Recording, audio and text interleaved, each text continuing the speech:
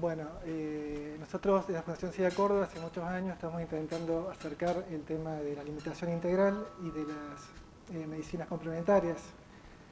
En ese sentido, Marcelo Violato, desde Armonía y de la Fundación de Medicinas Integrativas y Tradicionales, nos viene asesorando en lo que es acupuntura. Y en ese sentido, nos comentó hace tiempo atrás del doctor Nogueira Pérez, nos acercó material de él. Y bueno, en sucesivas charlas decidimos, gracias al doctor Nogueira Pérez, que muy amablemente se ofreció a hacerlo, hacer esta charla. Bueno, quiero dar las gracias también a la Secretaría de Extensión, que nos ha facilitado el espacio y nos ha ayudado a organizar esto. Y agradecerles a la gente del programa provincial que ha venido a acompañarnos, a interesarse en la temática. Y bueno, los voy a dejar ahora con Marcelo de la Armonía, que va a presentar al doctor Nogueira Pérez y va a explicar mejor quién es el doctor Nogueira Pérez. Así empezamos nomás.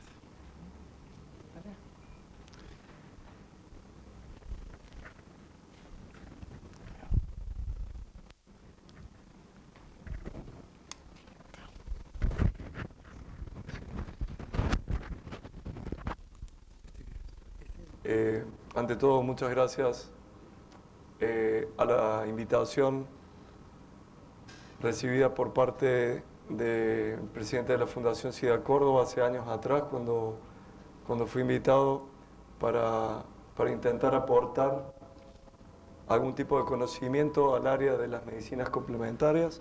Bien, se acopla. En el intento de poder aportar un complemento terapéutico a una enfermedad tan compleja y tan manipulada por diferentes medios, como todos sabemos, los que estamos inmersos en este tema. El doctor Nogueira Pérez es uno de las personas que considero que más experiencia tiene en el área de la acupuntura, de la medicina tradicional china en Occidente, y me atrevo a decir en Oriente también. Nos visita desde España, ha estado dando una serie de actividades de tipo educativas por Venezuela, por Cuba, por Brasil, y ahora estuvo aquí en Córdoba, y creo que fue una de las primeras personas en escribir un libro sobre el concepto de SIDA desde el aspecto oriental, desde el aspecto de la medicina tradicional china, pero haciendo un puente para el entendimiento de los occidentales, de nuestra mente racional. Así que invito y agradezco a nuestro querido doctor a que pase y que, bueno, que nos aporte su valiosa experiencia. Gracias.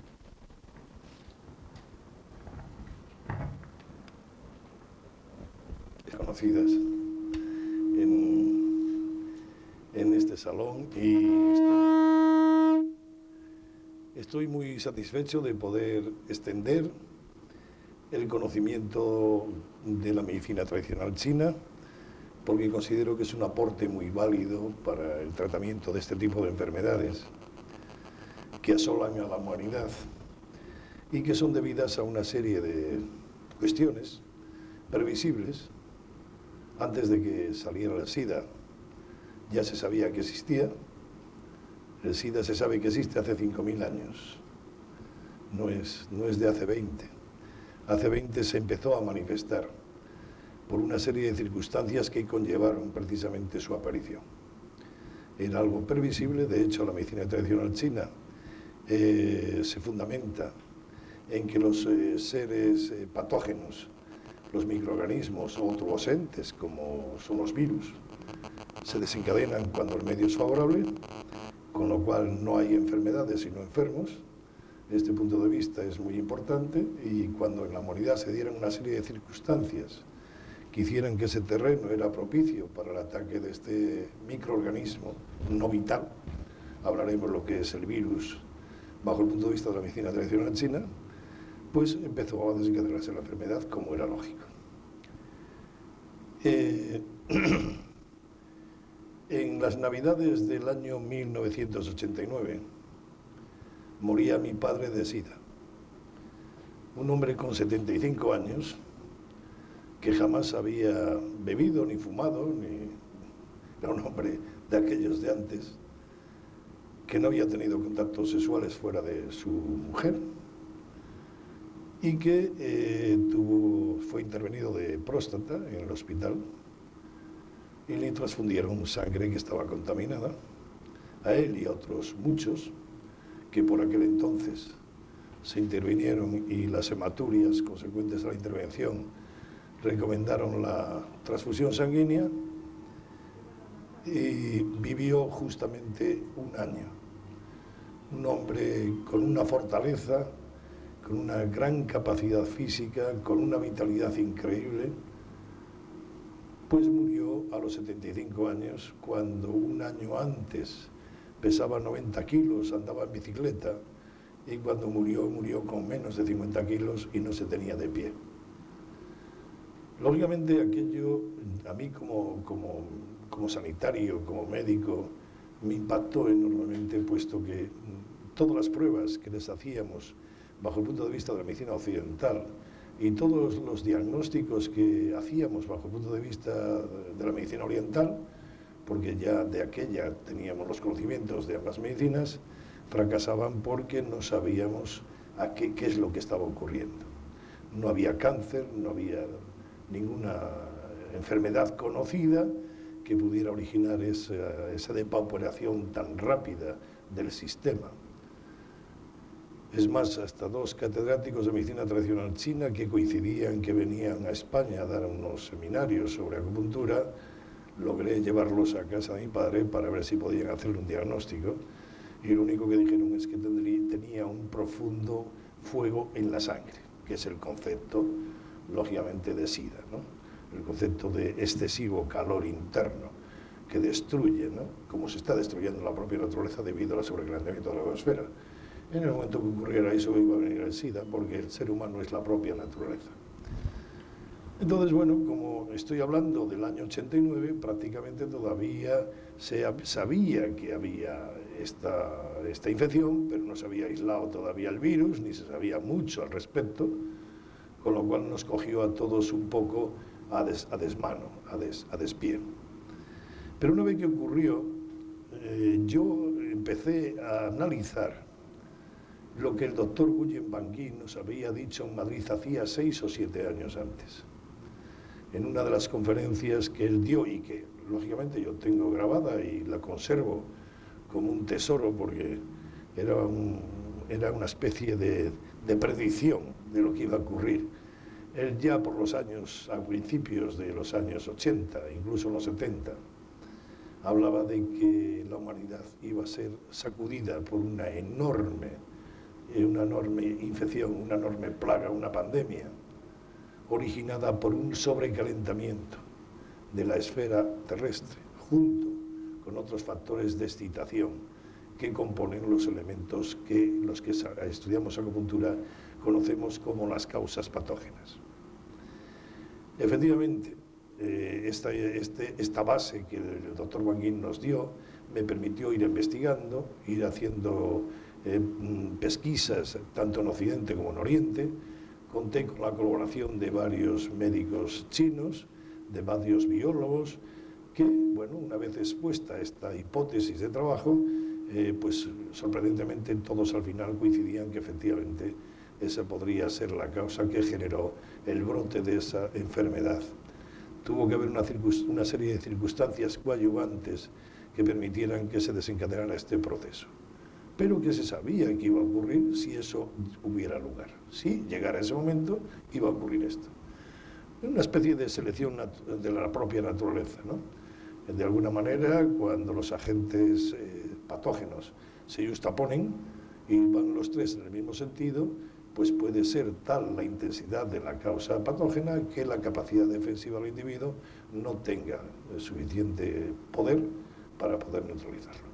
Son conceptos de la medicina china que todos los que estudian acupuntura lo saben, ¿no? Los factores SIE, los factores CEN, esa lucha que constantemente tiene el individuo con los factores exógenos y que va a vencer si el factor exógeno no es muy intenso y si la capacidad antipatógena es fuerte. Claro, el sistema de inmunodeficiencia energética, ¿no? Es algo muy interesante de conocer. Entonces, bueno, pues la medicina china parte de este concepto. El SIDA es un síndrome Huo Kan-sue. El Huo significa fuego, Kan significa excesivo, fuerte, profundo, y Sue significa sangre. Este concepto es lo que nos dio lugar a pensar que literalmente esta enfermedad produce una destrucción profunda de la sangre. La sangre es un concepto que la medicina china lo tiene muy claro, porque la sangre es el magma nutricio que recorre el organismo y está compuesto de tres partes fundamentales, que son la supervivencia, la procreación y el conocimiento. Esto ya hablaremos de ellos. Por eso la sangre tiene una serie roja encargada del trofismo, unas plaquetas encargadas de la hemostasia y una serie blanca encargada de la supervivencia. O sea que dentro de lo que es la sangre hay diversos niveles de actividad de la sangre. Unos niveles encargados de la supervivencia. Lógicamente la supervivencia es el mandato supremo del ser humano, y cuando algo afecta a ese nivel tan profundo de la sangre, a la serie blanca, que la medicina china le llama el templo sagrado, lógicamente se desencadenan los procesos autoinmunes o los procesos de deficiencia inmune. Vamos a ver si desde aquí podemos seguir. Me parece que no.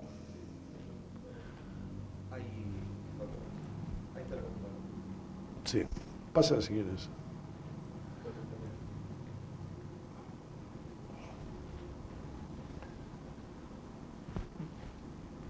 Ya, perfecto. Sí. La enfermedad, según la medicina tradicional china, se desencadena cuando los factores SIE patógenos predominan sobre los factores CEN antipatógenos. Hay un constante equilibrio entre el CEN y el SIE y ahí radica la salud del individuo.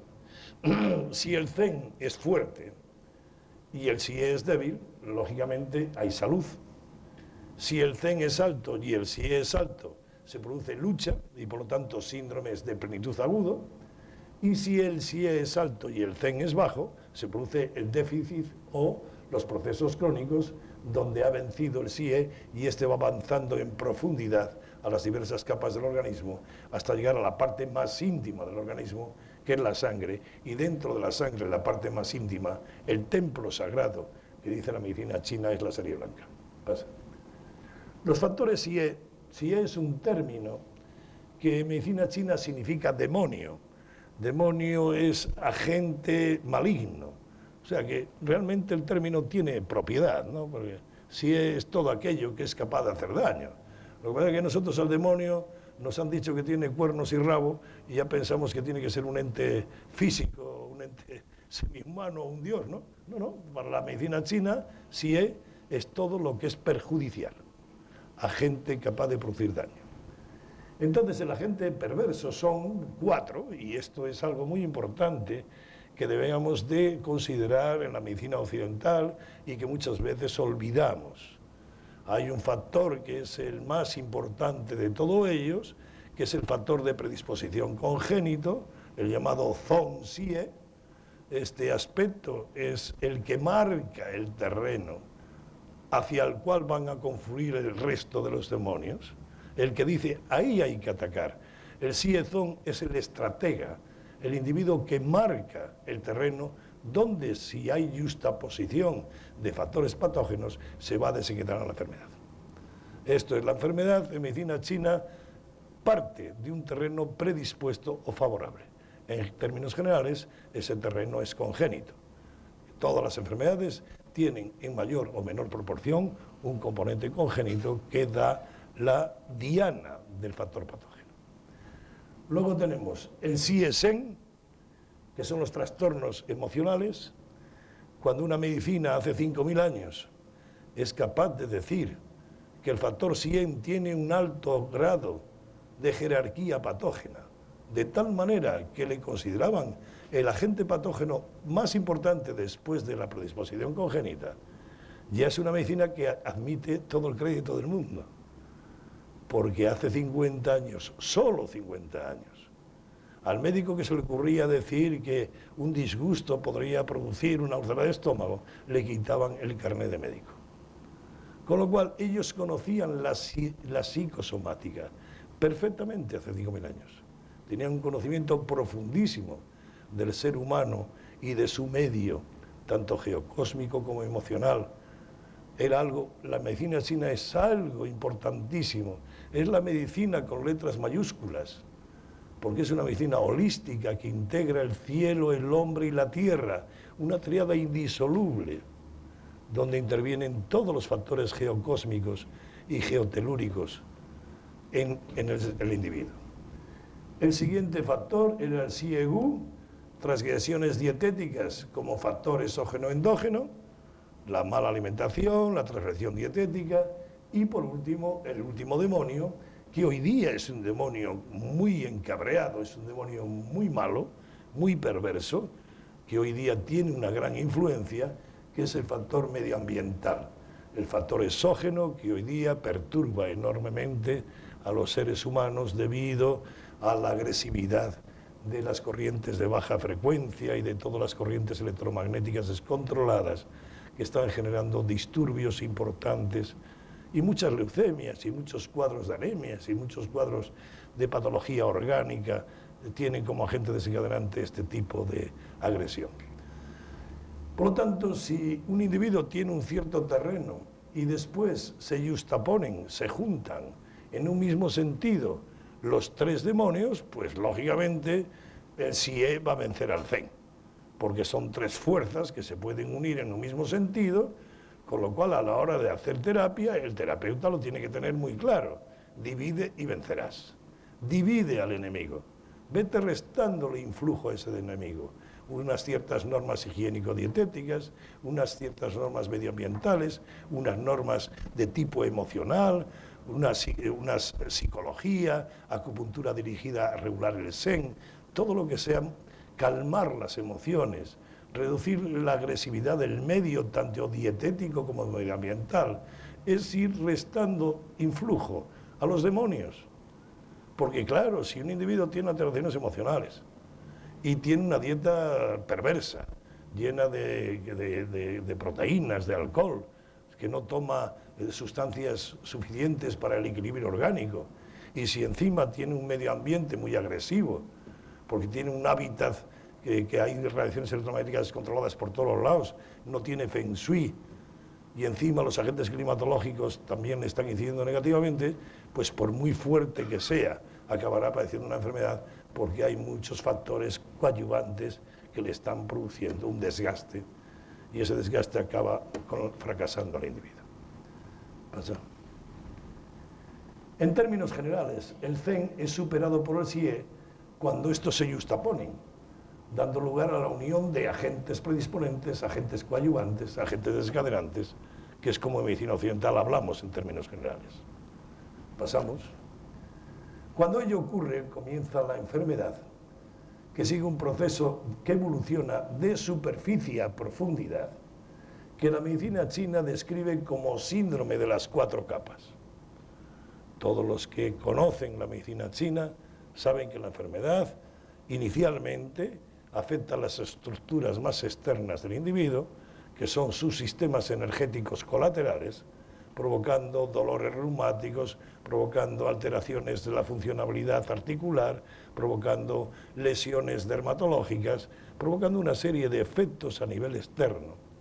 Si yo dejo que eso evolucione y no lo corrijo adecuadamente, la enfermedad va afectando a capas más profundas, afecta a la capa Qi.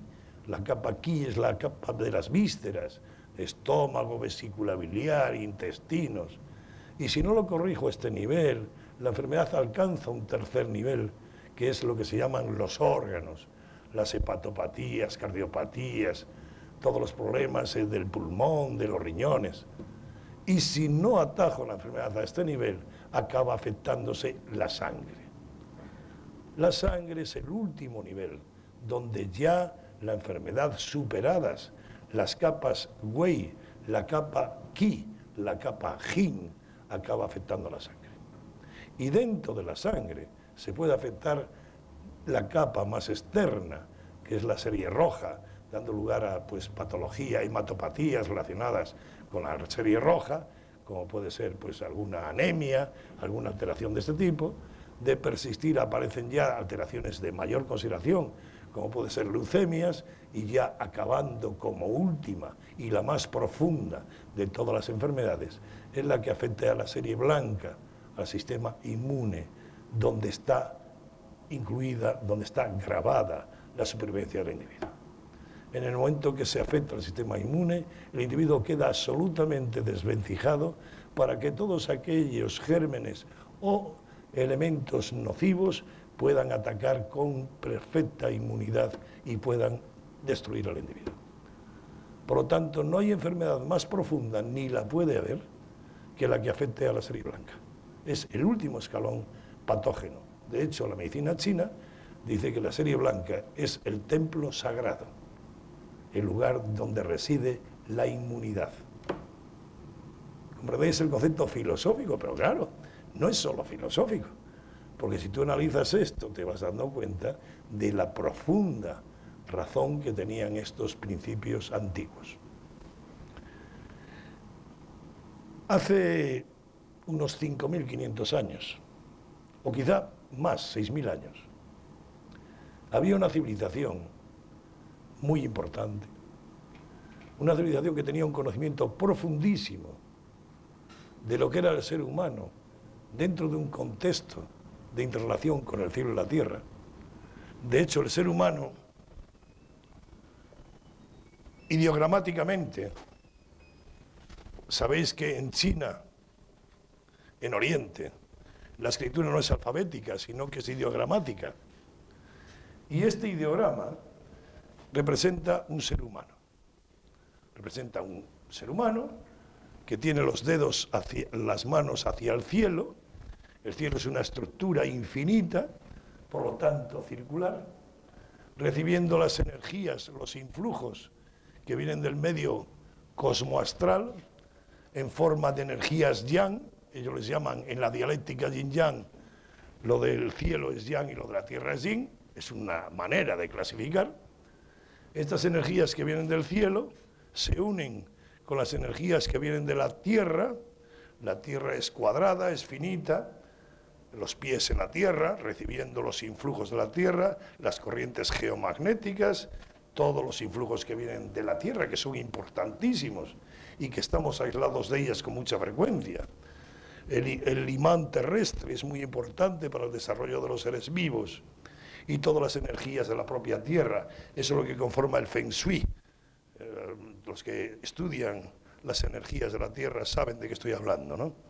Entonces el ser humano está sometido a los influjos que vienen del cielo en forma de radiaciones solares, rayos infrarrojos, ultravioletas, espectro visible, los influjos de los astros, de los planetas, influjos reales que indudablemente intervienen en la economía de los seres vivos, sobre todo la luna, sobre todo en las hembras, que es el tropismo de luna-hembra y el tropismo de sol-hombre. Todos estos influjos ahí están, son indiscutibles. Que no los conozcamos en profundidad no significa que no existan. De hecho, los antiguos labradores y la antigua gente de campo se guiaba por los ciclos lunares para plantar, para cortar los árboles y para todo lo demás, con lo cual ahí hay algo que nosotros a lo mejor no sabemos, pero que ellos antiguamente sabían.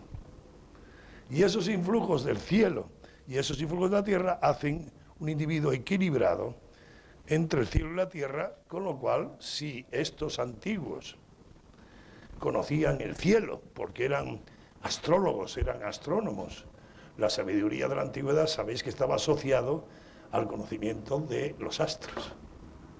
De ahí que las antiguas culturas fueran todos astrólogos y astrónomos. El hablar de astrología o astronomía era hablar de la gran sabiduría.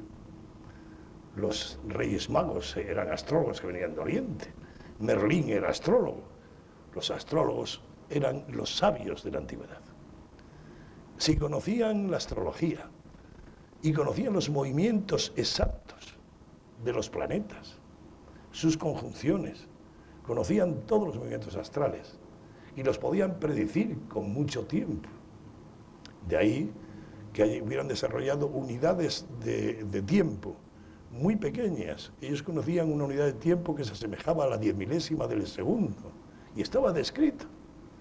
Si vosotros leéis, por ejemplo, uno de los emperadores míticos de aquella época, uno que era el Fuxi, había 3 emperadores míticos, el Huangti, el Fuxi. Fuxi escribió, y todavía se habla de aquel tratado, las 10 proposiciones axiomáticas, que es un resumen de física moderna, de física cuántica. Y en la proposición 8ª, Fuxi hablaba de que los cuerpos se atraen en razón directa a la masa y en razón inversa a la distancia. Estoy hablando de Coulomb en el siglo XIX, con lo cual estoy hablando de hace 5.000 años. Pero no solamente eso, la cultura griega hacía referencia al conocimiento hermético que había heredado de los egipcios. Pero es que los egipcios hablaban del conocimiento que habían heredado de Oriente. Con lo cual, todas las culturas que han existido han partido de una misma cultura. Una cultura excelente, donde se conocían, claro, una cultura dirigida al concepto vitalista, al concepto panteísta, no al concepto tecnológico, porque sabían que ese desarrollo tecnológico iba a destruir a la humanidad, con lo cual ese desarrollo no era recomendable. Decían que los mayas no conocían la rueda. ¿Cómo no van a conocer la rueda? Si conocían el calendario y conocían matemáticas, ¿cómo no van a conocer la rueda? Lo que pasa es que la rueda significaba que su uso podía dar origen a un desarrollo indeseable y que vendría la destrucción del pueblo. Probablemente porque ya había habido una experiencia anterior que llevó a la humanidad a esa propia destrucción, ¿no? Tenían un desarrollo muy, muy fuerte, muy importante en todas las ciencias. De hecho, conocían el cielo, conocían el Feng Shui, que eran los movimientos geotelúricos, de los movimientos de la Tierra. Si conocían el cielo y conocían la Tierra, ¿cómo no iban a conocer al hombre? El hombre, sus dinamismos, sus meridianos de acupuntura. Esos canales energéticos son conexiones entre el cielo y la tierra, que hacen que los órganos internos actúen, se muevan. La energía que produce el ser humano a través de la combustión de la glucosa es solamente una energía específica para unas ciertas funciones biológicas, pero no para los dinamismos orgánico-viscerales. Para que el intestino se mueva, para que el estómago se mueva, para que el corazón lata, para que el pulmón se expanda, para que el páncreas produzca insulina, para que el riñón filtre. No es suficiente con el ATP. Por mucho ATP que tenga un individuo, porque tiene mucha glucosa y tiene mucho oxígeno, sería incapaz de mover un asa intestinal, porque la función del ATP no es garantizar los dinamismos orgánico-viscerales. Esos son los meridianos de acupuntura. Por eso, si un meridiano de acupuntura, por ejemplo, el intestino grueso está en déficit energético, el individuo indefectiblemente tendrá al estreñimiento. Si está en plenitud, tendrá diarreas, hiperactividad, peristaltismo acelerado. Si el meridiano del corazón tiene poca energía, ese individuo tendrá bradicardia, tendrá hipotensión. Pero si está en plenitud, tendrá taquicardia e hipertensión. Y si el estómago tiene poca energía, ese individuo, por mucho ATP que tenga, estará anoréxico, hipogástrico, digestiones lentas. ¿Entendéis o no? Y si tiene mucha energía, tendrá bulimia, tendrá hipergastria. Es así. Y esos es los movimientos del ser humano, sus canales energéticos en conexión con el cielo y con la tierra. Esa tremenda sabiduría que tenía aquella gente, que ligaba esa terna, que es la terna de la existencia, ¿no? Cielo